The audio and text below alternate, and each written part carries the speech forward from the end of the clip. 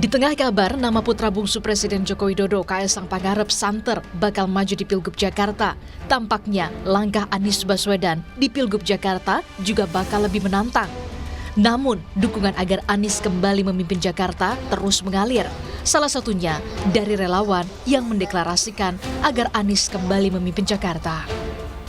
Dukungan penuh kepada Anies Rashid Baswedan untuk maju sebagai calon gubernur DKI Jakarta pada Pilkada 2024. Dukungan ini kami berikan berdasarkan berbagai pertimbangan dan harapan untuk kemajuan Jakarta yang lebih baik.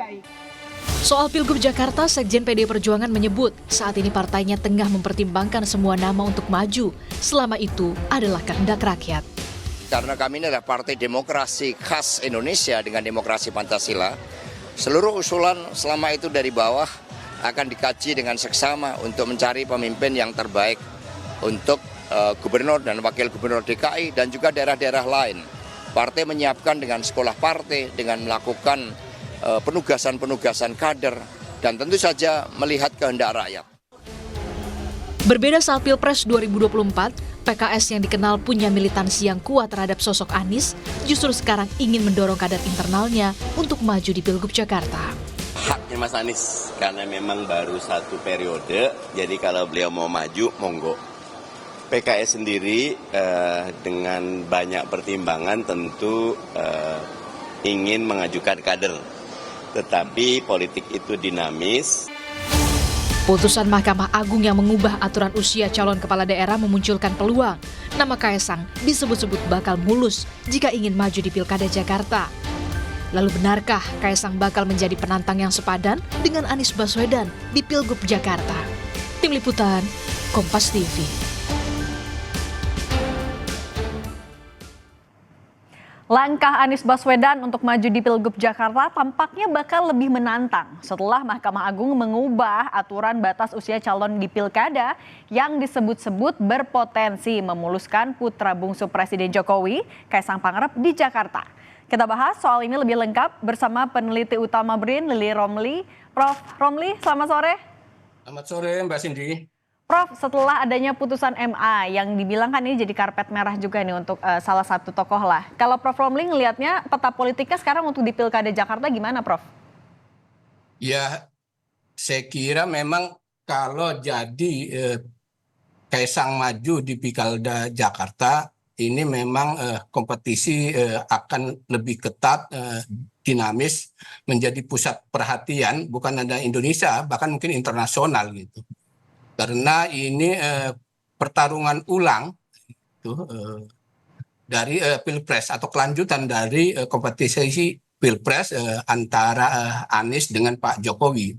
Karena saya menganggap bahwa Kaesang ada representasi Pak Jokowi, bukan representasi Kaesang itu sendiri. Karena pasti akan membawa nama jabatan sebagai presiden dan orang-orang yang mendukung juga kena pertimbangan itu. Oke, artinya bisa dibilang ini akan jadi perang terbuka lanjutan ya antara... Betul. Oke. Akan perang terbuka antara Anies dengan Kaesang kalau jadi. Tapi kalau dengan adanya putusan MA ini akan ada dampak signifikankah untuk Anies kalau memang Anies mantap nih maju di Pilkada Jakarta? Ya saya kira karena sudah berkeputusan saya lihat ya, apalagi ada deklarasi dari relawan, nampaknya konsekuensi yang diambil oleh Anies bahwa kemudian akan menghadapi Kaesang mau tidak mau gitu. Tentu memang akan berat ya menghadapinya karena bukan Kaesang itu sendiri, tetapi di belakang Kaesang itu sendiri. Kita ketahui bahwa PJ Gubernur sekarang ini kan orangnya Pak Jokowi. Tentu memberikan dukungan juga kepada Kaesang secara tidak langsung gitu.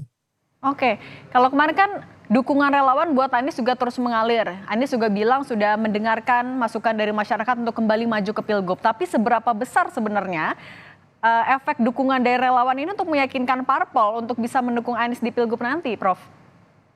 Ya kalau kita melihat bahwa partai-partai ini, maksudnya partai-partai yang tergabung dalam koalisi perubahan ya, menginginkan memimpin DKI, mau tidak mau memang calon yang kuat adalah Anies. Tidak ada yang lain gitu. mohon maaf ya dari baik Pak Mardhani maupun Pak Sahroni gitu. Apalagi juga dari PKB kan dulu ada isu muncul Ibu Ida Fauziah. Nah, kandidat-kandidat tersebut saya kira mungkin popularitas dan elektabilitasnya kecil gitu. Dan Anies pasti yang tertinggi dari kandidat-kandidat yang ada. Nah, jika ingin memenangkan Pilkada Jakarta, maka mau tidak mau adalah Anies. Dan Anies sendiri memang berkepentingan kan Mbak terkait dengan Pilpres 2029 supaya tetap ada dalam radar politik nasional. Karena kita seperti ketahui untuk publik di Indonesia ini ketika orang itu tidak masuk di dalam kegiatan politik praktis maka dia akan tenggelam namanya. Nampaknya Anies ingin mempertahankan nama itu dengan memasuki kompetisi pilkada di Jakarta ini. Oke, apakah nama Anies yang elektabilitasnya paling tinggi di Jakarta ini juga jadi alasan kenapa PDIP yang kalau kita lihat dulu berseberangan sekarang tiba-tiba memunculkan nama Anies di Pilgub? Betul, saya kira karena memang selama ini kan kader yang untuk ditempatkan di Jakarta itu tidak kuat gitu ya, bahkan nggak disebutkan Menteri Sosial Ibu Risma itu kan memang dimunculkan di DKI Jakarta, tapi nampaknya respon publik di Jakarta kurang gitu. Saya membaca survei itu kan hasilnya sekitar 1,5 atau 2 lah elektabilitasnya itu. Dengan demikian memang nama Ibu Risma tidak menjual. Nah, mau tidak mau karena sudah berhadapan kan sudah dideklarasi bahwa Pak Jokowi itu sebagai kader yang membelot, yang tidak loyal, tidak mungkin PDIP akan mendukung kandidat yang didukung oleh koalisi Indonesia Maju gitu atau partai dari koalisi Indonesia Maju di sana. Mau tidak mau maka akan bergabung dengan koalisi perubahan. Artinya partainya mana lagi, kan kita tahu di Jakarta nggak ada parpol yang bisa mendukung sendiri. Kira-kira kalau misalnya PDIP memang mau mendukung Anies, biar kuat nih melawan Pak Jokowi di Jakarta, harus bergabung dengan siapa? Ya, koalisi perubahan sendiri itu kan katakanlah ya, PKS kan udah dipikirkan 18 kursi. Okay. Kalau didukung oleh PDIP udah 15 kursi, PDIP 15 kursi, sekitar jadi 33 itu kan, apalagi kemudian PKB dan Nasdem bergabung, itu ya hampir 50%. Sementara dukungan itu kan minimal 21 atau 22 kursi kan, dari 20% kursi di DPR, 106 itu di DKI. Jadi memang tidak ada partai politik yang tunggal bisa mengusung, pasti berkoalisi partai manapun gitu di sana. Nah, kalau koalisi perubahan itu solid mengusung Anies dan bergabungnya PDIP, ini menjadi kekuatan yang luar biasa. Karena kita ketahui kan dua partai utamanya PKS dan PDIP kan kadernya militan sekali. Dia akan bergerak di akar rumput. Mesin politik akan berjalan. Tapi seberapa besar sih kansnya sendiri PDIP akhirnya mengusung Anies Baswedan di Pilgub Jakarta, tidak kadernya sendiri? Ya, saya kira karena tadi ya Mbak, saya lihat memang kader-kader yang di PDIP untuk di Jakarta ini setelah Ahok dan Pak Jarot tidak maju, maka tidak ada lagi kadernya yang memiliki elektabilitas. Itu satu sisi. Sisi lain gitu kan kecil kemungkinan PDIP bergabung dengan koalisi Indonesia Maju, meskipun dalam pilkada kan memang berbeda dengan pilpres ya, cair gitu loh, cair. Jadi memang tergantung nanti juga terhadap figur-figurnya bisa diterima juga dengan PDIP gitu. Tapi kalau Kaisang yang maju, saya kira yakin PDIP akan menolaknya.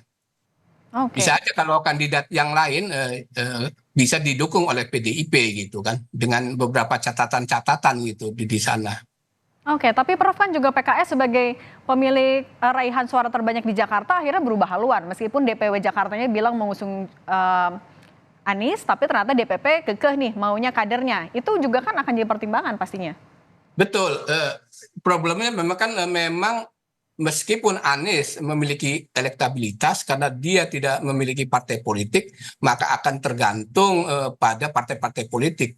Maka itu kemudian Anies melakukan gerilya, melakukan lobby-lobby, dan ada deklarasi dari para relawan untuk menunjukkan bahwa Anies itu didukung oleh masyarakat gitu, oleh publik Jakarta. Itu yang dilakukan oleh Anies dan para relawan untuk merayu partai-partai politik. Nah, partai-partai politik ini saya lihat bimbang juga karena memang kader-kadernya kan tidak memiliki elektabilitas yang tinggi. Contohnya dari PKS, Pak Mardhani. Pak Mardhani meskipun dari Dapil Jakarta, tetapi juga kan elektabilitasnya rendah gitu. Seperti itu. Terus Nasdem kan mengusung Sahroni, juga elektabilitasnya rendah. Oke, Prof. Tapi kalau melihat Anies Baswedan kan kemarin maju di Pilpres, sekarang balik ke Pilgub. Apakah ini tidak dilihat sebagai dari tingkat nasional kembali ke tingkat daerah? Sudah dijawab sendiri sebenarnya oleh Anies bahwa puncak tertinggi kan memang Pilpres katanya kan nggak ada lagi. Apakah kemudian orang menjadi menteri itu turun katanya, atau kompetisi yang lain turun?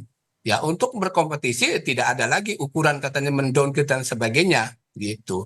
Jadi saya tidak melihat mendowngrade atau dalam rangka menurunkan tingkat popularitas dia dari nasional ke tingkat lokal, tetapi Anies nampaknya maju adalah dalam rangka untuk tetap tadi dalam radar politik nasional supaya ingatan publik itu ada tertuju kepada Anies. Nampaknya Anies ingin tetap 2029 itu maju, kecuali dia tidak ingin maju gitu loh.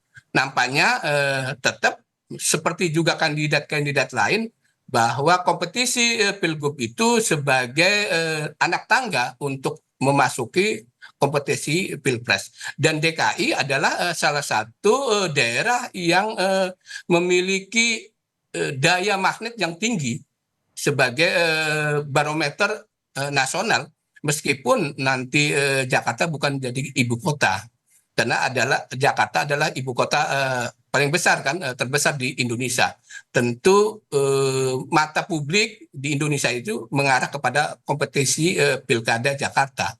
Dengan berkompetisi di Pilkada Jakarta ini kan ingatan publik selalu ada pada diri Anies. Nah, Anies ingin merawat itu nampaknya, Mbak Cindy. Oke, Prof, tapi kira-kira kalau dari hitung-hitungan koalisinya nih, nanti saat Pilgub Jakarta akan ada berapa poros nih? Misalnya kalau Anies maju, kemudian ada Kaisang, apakah mungkin misalnya Golkar memajukan atau mengusung Ridwan Kamil? Berapa kira-kira porosnya? Ya, saya berharap memang Pilkada Jakarta ini jangan sampai head to head, harus banyak calon-calon yang ada, termasuk juga dari calon perorangan ya, supaya publik Jakarta ini memiliki pilihan-pilihan alternatif dari berbagai macam kandidat yang ada ini. Toh DKI Jakarta sebagai daerah khusus ini tetap juga akan memperlakukan ambang batas 50% untuk menang.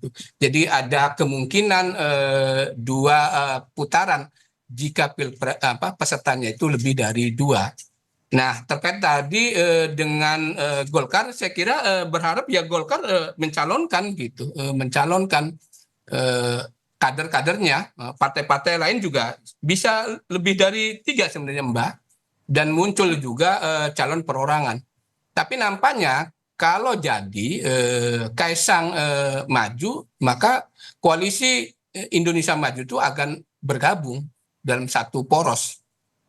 Melakukan poros koalisi perubahan, tinggal PDIP kemana gitu kan. Nah, saya membacanya kalau Kaisang maju maka PDIP akan berpihak kepada poros koalisi perubahan. Oke, pendaftaran masih lama ya, Agustus. Kita lihat nanti apakah gerilya Anies dan juga relawannya berhasil untuk merebut tiket. Terima kasih peneliti utama BRIN, Prof. Lili Romli. Sehat selalu ya, Prof.